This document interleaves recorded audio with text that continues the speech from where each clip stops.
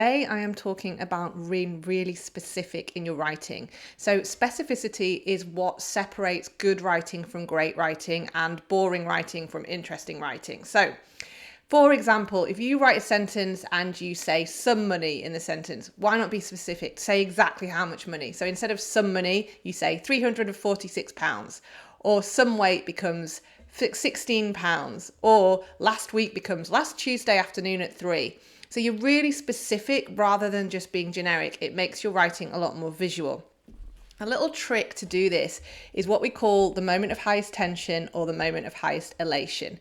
So what you need to do is imagine your reader in the moment, the scenario of when they are feeling most tense or feeling most elated. So if you're talking about pain points, obviously you want to think about the moment of highest tension for them. And if you're thinking about outcomes and benefits, you want to think of the moment of highest elation for them.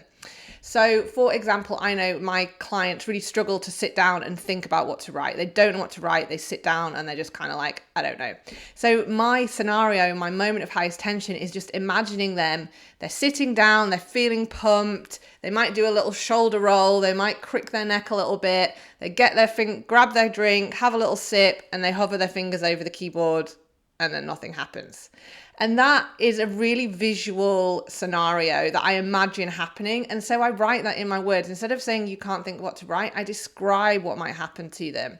And that's how to be really specific in your writing. So it's a nice little trick. It's actually really easy to do once you get used to it. So whenever you write anything, go back through and read it again. Where can you be more specific? And it will really elevate your writing.